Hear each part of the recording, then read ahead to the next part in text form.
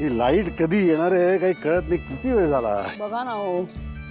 अगं तुझं काय चाललंय पण तू साफसफाई का करतेस लक्ष्मी? अहो जरा केर काढते ना म्हणजे वाऱ्यावर बाहेर बसता येईल. दिवे कधी येणार कुणास ठाऊक. जरा पाणी मारते म्हणजे जरा गार पण वाटेल. अगं लक्ष्मी पाणी कसली शिंपडतेस तू? माठातलं पाणी संपलं म्हणून मी पाणी भरायला गेलो. म्हटलं नळातलं पाणी भरूया तर नळाला पाणीच नाहीये. काय नळाला पाणी नाही? हो असं कसं? आता तर होतं. आता नाहीये. काय चाललंय? तेच कळत नाही लक्ष्मी. मी तोच विचार करतोय. लाईट नाही पाणी नाही आता गॅस नाही त्याचं कारण आपल्याला माहिती आहे म्हणा पण सगळ्या गोष्टी एकदम हे पूर्वी असं कधी झालं नव्हतं ग. बरं मी असं करतो आपल्या परसदारी जो कमी उंचीवरचा नळ आहे ना बघतो त्याला तरी पाणी आहे का माठ भरून ठेवतो. ऐक अहो अहो लक्ष्मी अगं काय झालं लक्ष्मी बसलीस का तू? मुलं खेळतायत बहुतेक चेंडू लागला. बघू बघू जास्त लागलंय. अगं नशीब डोळा वाचला डोळ्याला नाही लागलं ग. ठीक आहे. अरे पण मुलांना पण अक्कल नाही. बघू थांब जरा. अहो तुम्ही कोण अगं हे काय म्हणजे यांना इथे तर कोणीच दिसत नाहीये. कोणी खेळतच नाही इथे. मग हा मी ठीक आहे. अगं पण हे काय कसा चेंडू आहे?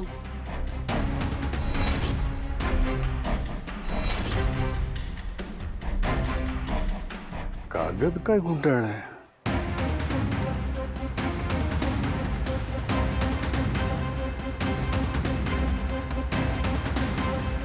आता तरी शहाणे व्हा. घरातली वीज आणि पाणी कापलेलंच आहे. जमिनीवरचा हक्क सोडा नाहीतर तुमची अवस्था अजून वाईट होईल. अहो हे तर धमकीचं पत्र आहे. लक्ष्मी हे त्या बिल्डरचंच काम आहे. त्यानंच केलंय हे. आता काय करायचं आपण? काय कळत नाही काय करायचं ते. पण हा या थराला जाईल अशी धमकी देईल आणि हे असं सगळं करेल असं वाटलं नव्हतं ग मला. बरं मला सांग तुला दुखतंय का जास्त? ठीक आहेस ना? मी ठीक आहे.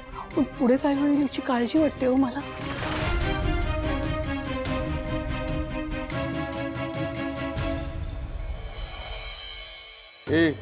लाईट पाणी कापलं ना तिथपर्यंत ठीक आहे पण फार त्रास त्यांना देऊ नका. आणि फार त्रास द्यायला जाल तर ते आपल्याच अंगाशी येईल. आणि असंही बिल्डरला बदनाम व्हायला फार वेळ लागत नाही. कळलं? चल ठेव पण आता.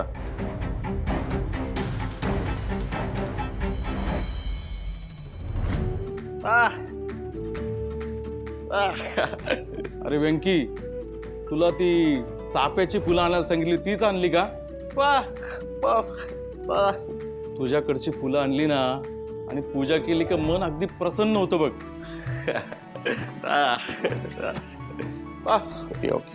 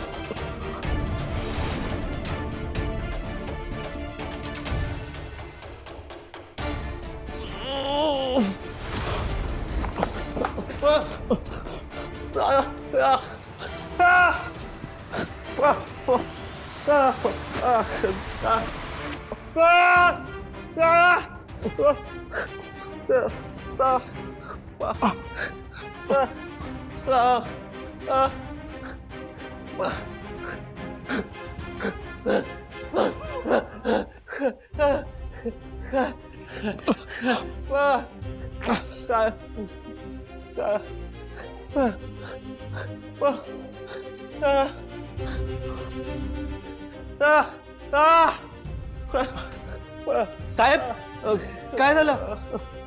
मी डॉक्टरांना फोन करतो. नाही मी ठीक आहे. नको बोलू आता. वेंकी खूप खूप आभार. आज वेंकीमुळे माझा जीव वाचला. व्यंकी, आज मला नवीन आयुष्य मिळालं. तुझे हे उपकार कायम माझ्या डोक्यावर असतील. तुला कसली गरज लागली ना तरी हक्काने सांग. थँक्यू. का अडकलाय तुमचा त्या जमिनीमध्ये जीव? देऊन टाका ना. संतोष, घरात वीज नाही, पाणी नाही, आईवर हल्ला करण्याचा प्रयत्न सुद्धा झाला. ते काय नाही, मुकाट्याने ती जमीन देऊन टाका. संतोष, तुला एक सांगू का? अरे कोणीच तुझा सल्ला विचारला नाही. अरे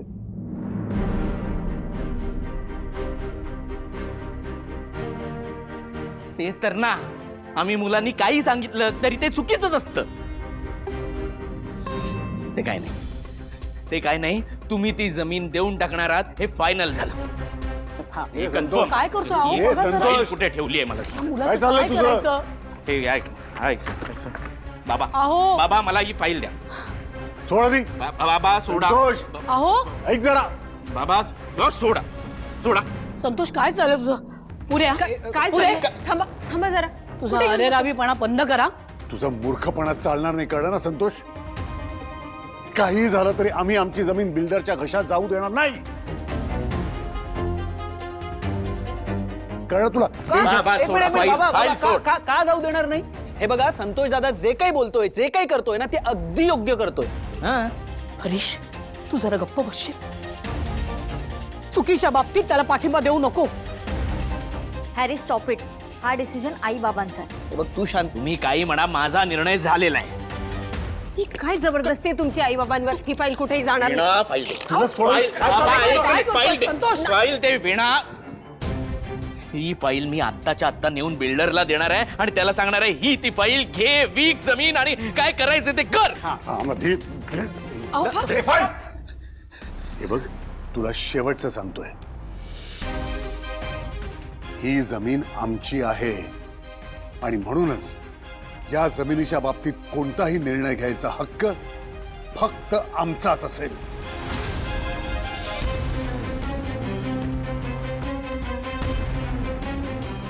ये लक्ष्मी. बाबा, आजवर प्रत्येक निर्णय भावनेच्या भरात घेतलेत तुम्ही. नेहमीच काय ठरवलं होतं तुम्ही? लग्न झाल्यानंतर स्वतःचं घर बांधणार होता ना? त्यासाठीच घेतली होती ना ही जमीन. बांधलं घर?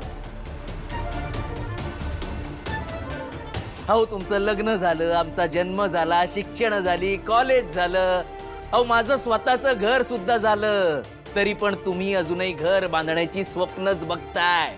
संतोष,